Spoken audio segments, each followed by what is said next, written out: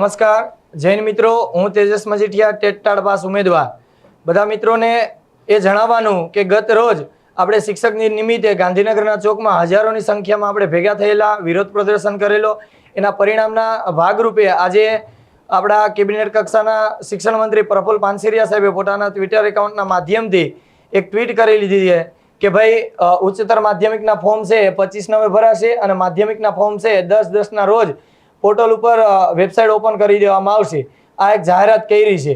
તો મારે તમને એ જણાવવું છે કે જો ભાઈ ગ્રાન્ટેડ શાળાઓની એ જાહેરાત કરી શકતા હોય તો સરકારી શાળાની જાહેરાત કેમ તમે નથી કરતા? અને ગત રોજના અમે શિક્ષણ મંત્રીને 5 ઉમેદવારો મળવા ગયેલા ત્યારે શિક્ષણ મંત્રીએ એવું કીધું હતું કે ભાઈ સરકારી શાળાના પણ આરઆર બનેલા છે, તો ગ્રાન્ટેડ શાળાઓની તમે જાહેરાત કરો છો કે ફોર્મ ભરીશું, તો સરકારી શાળાની તમે જાહેરાત શા માટે નથી કરતા? તો જે 4000 તમે ઉચ્ચતર માધ્યમિકમાં અને 3500 જેટલી તમે માધ્યમિકની અંદર જે ભરતી કરવાની છે એમાં તો તમે માત્ર ને માત્ર માધ્યમિક અને ઉચ્ચતર માધ્યમિક ગ્રાન્ટેડ શાળાઓની જ તમે તો આજે જાહેરાત કરી છે, તો સરકારી શાળાઓની કેમ જાહેરાત તમે નથી કરતા? તો મીડિયાના મારફતે શિક્ષણ મંત્રી હોય કે મુખ્યમંત્રી હોય કે શિક્ષણ વિભાગ સાથે સંકળાયેલા કોઈ પણ અધિકારી હોય, અમારી એક જ અરજ છે કે ભાઈ તમે ગ્રાન્ટેડની જેવી રીતે પ્રોસેસ કરો તો સાથે સાથે સરકારી શાળાઓનું પણ તમે અમને જણાવો કે ભાઈ એની ફોર્મ ક્યારે ભરવામાં આવશે. બસ એટલી જ આશા રાખીએ છીએ કે સરકારીના પણ જે તમે જાહેરાત કરવી જોઈએ કરી આપો. 2-3 દિવસની અમે રાહ જોઈએ છે, સરકારીની પણ જાહેરાત તમે કરી દેશો.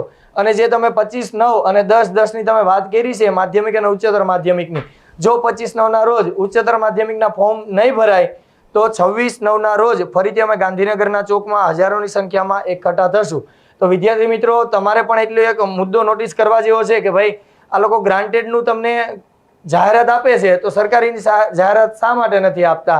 તો તમે પણ રજૂઆત કરો જેથી કરીને આપણો મુદ્દો છે એનો નિરાકરણ આવે. અસ્તુ. જય હિન્દ, જય ભારત, જય જય ગરવી ગુજરાત.